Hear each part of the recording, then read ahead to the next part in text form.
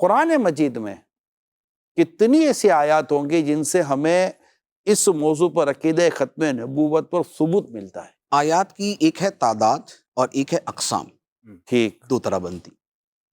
اگر تو اقسام دیکھیں تو وہ تو یوں کہہ لیں کہ مختلف قسم کی ہیں۔ ایک وہ آیت کہ جس کا تعلق ڈائریکٹ نبی پاک علیہ الصلوۃ والسلام کی ختم نبوت ہی کے بیان کے ساتھ ہے۔ دوسری وہ آیات کہ جن کا تعلق دین کی تکمیل کے ساتھ ہے۔ ٹھیک، تیسری وہ آیات کہ جن کے اندر سابقہ نبیوں کا یہ بیان ہے کہ ہمارے بعد نبی آئیں گے، اور یہ کوئی آیت نہیں ہے کہ نبی پاک علیہ الصلوۃ والسلام نے یہ فرمایا کہ میرے بعد کوئی نبی آئے گا۔ ایک وہ تعداد بنتی ہے۔ ایک وہ تعداد بنتی ہے جس میں نبی پاک علیہ الصلوۃ والسلام اور آپ سے پہلی کتابوں پر ایمان لانے کا تو تذکرہ ہے، لیکن آپ کے بعد کا کوئی تذکرہ نہیں۔ ٹھیک ہے، اب یہ جو اس مفہوم کی آیات ہیں، یہ بعض آیات 100 ہیں، بعض 50 ہیں، بعض 60 ہیں۔ اس لیے علماء کرام نے بیان کیا ہے کہ تقریباً 200 سے زیادہ آیات ہیں کہ جن سے عقیدہ ختم نبوت کا ثبوت ہوتا ہے۔ یہ میں نے وہ بیان کی ہیں کہ صراحتاً یا دلالتاً یا اشارتاً یا استدلالن، وہ کسی بھی انداز کے اندر اس کا تعلق ختم نبوت کے ساتھ بنتا ہے۔ ان کی تعداد جو ہے وہ 200 سے زیادہ ہے۔ اب مثال کے طور پہ جیسے وہ آیات، جیسے یہ سورہ بقرہ کی شروع کی آیات ہی ہیں، والذین یؤمنون بما انزل الیک وما انزل من قبلک، وہ جو ایمان لاتے ہیں اس پر جو آپ پر نازل کیا گیا اور جو آپ سے پہلے نازل کیا گیا۔ حالانکہ خدا کے ہر نازل کردہ پر ایمان لانا ہے تو پہلے کا ہے، اب ہے یا آئندہ ہے، سب پر ایمان لایا جائے گا۔ جیسے دیگر انبیاء علیہ الصلوۃ والسلام کے بارے میں ہے کہ وہ یہ فرماتے تھے کہ ہمارے بعد بھی جو نبی آئیں گے ان پر ایمان لانا ہے، اور خصوصاً نبی پاک صلی اللہ علیہ وآلہ وسلم کے بارے میں نبیوں نے اپنی امتوں کو بیان کیا، لیکن نبی پاک علیہ الصلوۃ والسلام نے اپنے بعد کسی کے بارے میں بیان نہیں کیا کہ میرے بعد جو ہے وہ اور بھی نبی آئیں گے تو ان کو تم نے ماننا ہے، بلکہ ان کا جھوٹا اور غلط اور باطل ہونا بیان کر دیا۔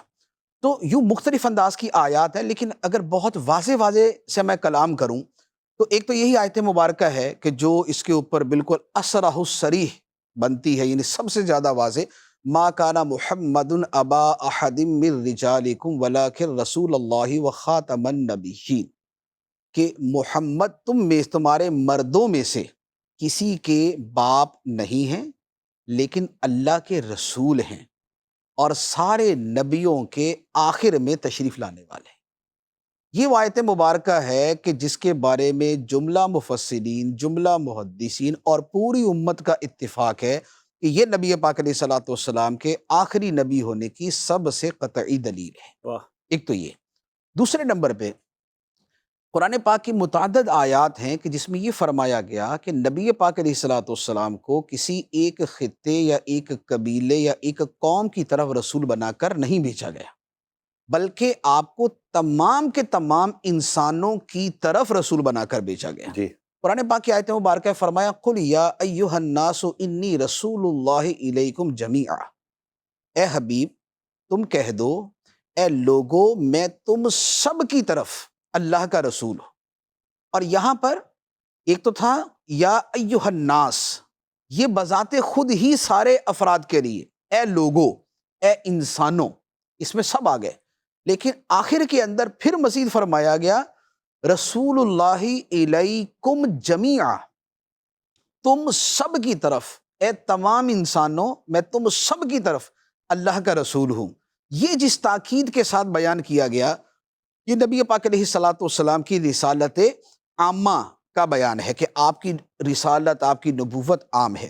اسی طرح قرآن پاک کی آیت مبارکہ ہے، فرمایا وما ارسلناک الا کافۃ للناس بشیرا ونذیرا، اور ہم نے آپ کو نہیں بھیجا مگر تمام کے تمام انسانوں کے لیے خوشخبری دینے والا اور ڈر سنانے والا۔ وہاں آیت کے اندر لفظ تھا جمیعا، یہاں لفظ ہے کافتن، اس کا بھی وہی معنی ہوتا ہے۔ جمیعاً کا مطلب بھی سارے کے سارے، اور کافتن کا مطلب بھی ہوتا ہے سارے کے سارے۔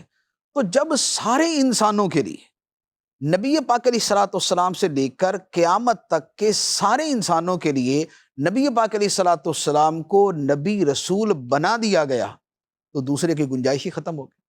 اب دوسرے کی صورت ہی نہیں بنتی کہ جب آلریڈی رسول موجود ہیں، جب آلریڈی نبی موجود ہیں تو اب کسی اور کی حاجت کیا؟ اچھا، اسی طرح نبی پاک علیہ الصلوۃ والسلام کو جو اللہ تعالیٰ نے دین دیا، تو پہلے جو ایک نبی دین لے کے تشریف لاتے، پھر اس کے بعد دوسرے نبی آتے، وہ نئی شریعت لے کے آتے، یا پہلے اگر بگاڑ پیدا ہو جاتا وہ اس کو ٹھیک کرتے تھے۔ تو نبی پاک علیہ الصلوۃ والسلام جو دین لے کے آئے، اس کے بارے میں اللہ تعالیٰ نے فرما دیا الیوم اکملت لکم دینکم، آج میں نے تمہارے لیے تمہارا دین پورا کر دیا۔ پورا کر دیا۔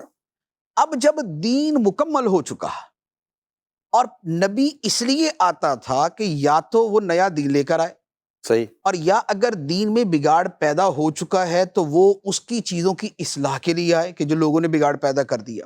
لیکن نبی پاک علیہ الصلوۃ والسلام کا دین وہ دین ہے کہ جسے خدا نے مکمل کر دیا، اور وہ اسی طرح مکمل آج تک ہمارے پاس موجود ہے، اور اسی طرح قیامت تک چلے گا۔ مدین، تو جب حاجت ہی نہیں تو دوسرا نبی کیوں آئے گا؟ اچھا، اسی طرح انبیاء علیہ الصلوۃ والسلام تشریف لاتے تھے تو نیا نبی آتا، وہ نئی کتاب لے کے آتا، وہ نئی شریعت لے کے آتا۔ پھر یہ ہوتا کہ جو پہلے نبی کی کتاب ہوتی یا تو وہ ویسے ناپید ہو جاتی، ختم ہو جاتی، یعنی دنیا سے مٹ جاتی، اور یا یہ ہوتا کہ اس کے اندر تحریف کر دی جاتی، جیسے تورات انجیل کے اندر ہی۔